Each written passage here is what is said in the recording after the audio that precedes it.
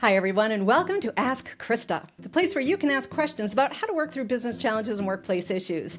I'm Christa Dhimo, and today's listener question is about that moment in time when you're just about to say something, then you hesitate, then you question why you hesitated, then you try to push yourself to do it anyway, and then your moment's gone. All in just 2 seconds. 1,000, 1,000. I'm talking about speaking up at a meeting. Most good humans struggle with this at one point or another in their career, and sometimes when it happens once, it starts happening more and more. Maybe you're in a culture where hierarchy subtly tells everyone who can speak up and who should be listening. Maybe you're in a Wild West culture where everyone jumps in impulsively, demonstratively. Lets the biggest voice and longest, fastest monologue win. Maybe you start to speak up and someone repeatedly speaks over you, and then, well, why bother, right? No matter the circumstance, we all get into a place in time when we leave a meeting wondering, why couldn't I just speak up? That's what today's episode is focused on, and it's a topic I've personally done research on and have worked a lot in different corporate environments on. And there's a lot to it. So we're going to stick to the narrow scope of the question, but I encourage and invite you to keep sending in questions on this topic as you'd like. It's one we can never speak up enough about. Here's a listener question. Around my friends, I'm a big talker, but then I get into work and I can't seem to speak up. There are only 4 people in my team, plus our manager. Everyone is really nice, and I have all these ideas during our meeting. But when it comes to the end and our manager asks us to go around the table and share what we think others need to know that may have been missed, I suddenly go blank when it's my turn. I write down my notes before the meeting and then during the meeting, but then I look at them on the spot and instantly feel like there's too much to ask or not enough time. Everyone else seems to be so at ease. And that doesn't make it easier for me. How do I get over my fear of speaking up? Speaking up at work is complicated.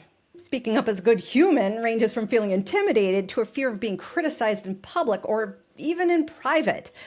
A lot of people are also sensitive to how they'll speak in front of the team, whether they'll seem too formal or stiff or too casual or even all over the place. There are multiple levels of what enables employees to speak up, from individual style and how compelled you are to share whatever pops into your mind, all the way to whether you run out of time or opportunities to speak up or never feel heard. Even if it's just 2 people talking, there are power dynamics and push and pull or give and take dynamics that may make speaking up difficult. With more than 2 people, there's working in team energy, team climate, and of course, there's the manager's style. Leadership style, various cultural observations.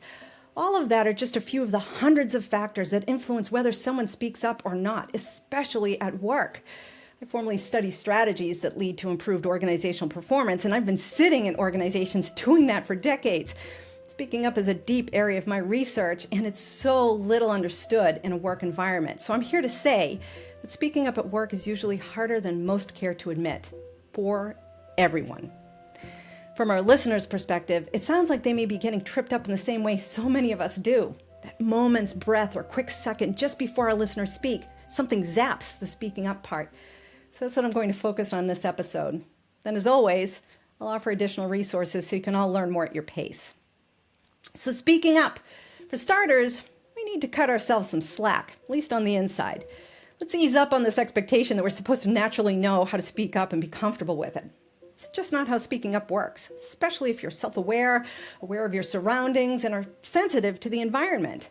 And in most societal cultures, we're taught to wait our turn, raise our hands, use decorum and courtesy when speaking up. For the last 20 years, we've been trained that voicemail should be brief, comments should be concise, no one has the time for more than a few words. And of course, how many of us remember the 140 character limit from nearly 20 years ago?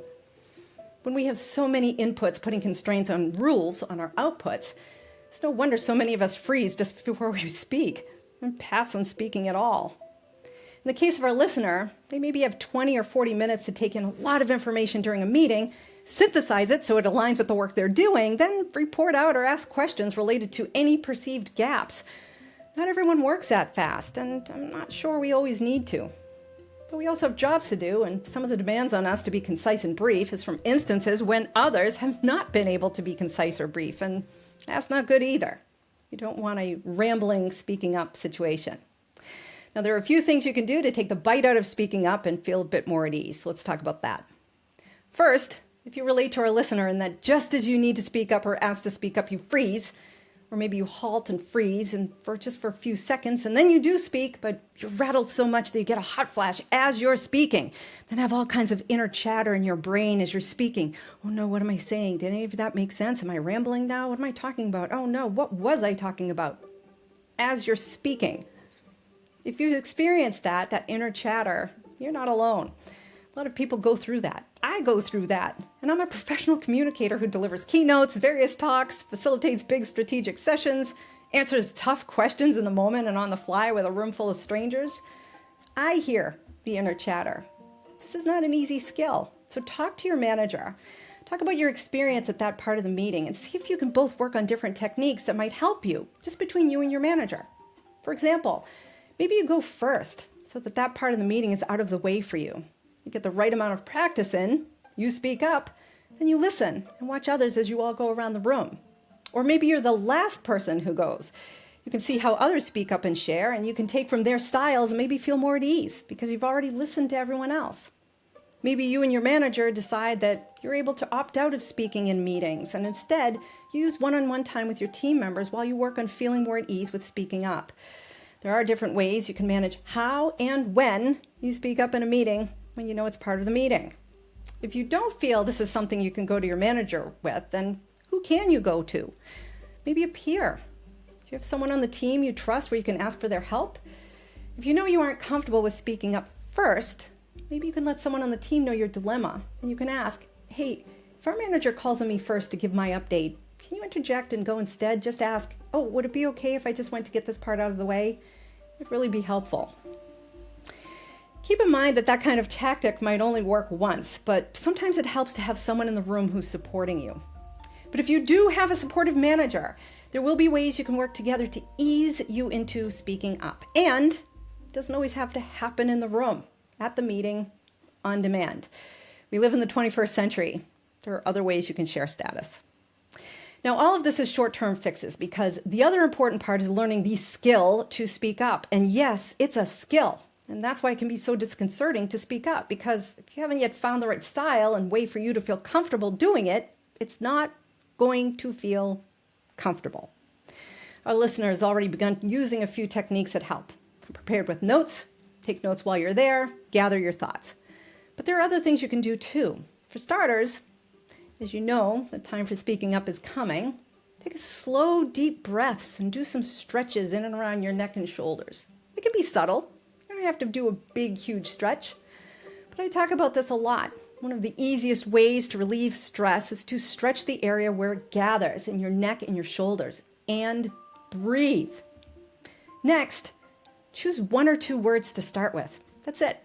Just 1 or 2 words. Most times, just as our listener describes, we choke up to get started. We freeze. So, 1 or 2 words. If you want to talk about next Wednesday's deadline, it's okay to say, Wednesday, deadline. Then take a deep breath. Just talk about Wednesday's deadline. We all know it's coming. I have no concerns. I appreciate everyone's work. I'll follow up again next week. That's it. That's all you need to break the heebie-jeebies in your head about speaking up in an environment our listener describes. Longer term, seek out ways to formally learn about and practice speaking skills. Toastmasters International, LinkedIn Learning, local community colleges courses, free online courses, a speaking group or communication group at work. Your communications department at work, ask them for resources, ask them for tips. They usually take care of media training for leaders and a whole host of other things that are related to communications. And don't forget, you're not alone. The more you talk about the difficulties of speaking up, the more you'll see that most good humans don't find it nearly as natural as it may seem. For your resources, located in the show notes, I've included an excellent video from Lighthouse Communications, which I've included in some of my More Answers newsletter. This is from March 2025, and it's called How to Speak Up in Meetings Without Overthinking, 5 Quick Tips. And yes, it is 5 quick tips delivered in fewer than 5 minutes. And they're excellent. If you're interested in learning more about communications overall, check out their site. I'm not affiliated with them, but I deeply appreciate their content. Next up, an insightful article from Kurt Wheeler at CEO Knitweavers called Overcoming Speaking Anxiety at Work, Strategies for Confidence and Clarity. Also published in March 2025, it reviews self-awareness tips, preparation. It even includes a great YouTube video about the neuroscience of anxiety and how to become more calm. It's a really fun video too. Neuroscientists are super cool people. They just have complicated sounding titles. The last resource is a transcripted episode of Think Fast, Talk Smart, a podcast produced by the Stanford Graduate School of Business. The episode is Speaking Up Without Freaking Out, How to Tackle Communication Anxiety. It's from November 2020 and features a few different speakers talking about anxiety and speaking up. And I'm focused on pairing those two because what our listener describes is in fact textbook anxiety that occurs a split second before we speak up. I answered the question, how can I better manage anxiety at work, in this season's episode 38, so check out that episode too. And remember, Toastmasters, they're a great resource. And that's a wrap for episode 47. We have just one more episode and we're on to season 5, where we'll talk about career growth. Submit your questions on my show's site, askchrista.com. That's Christa with a CH. We will see all my episodes listed based on category and season. While you're there, sign up for my More Answers newsletter, where you'll receive additional content on Sunday nights to set you up for the work week. And as always, thank you for your support. And remember, if you have a business challenge or workplace issue, ask Christa.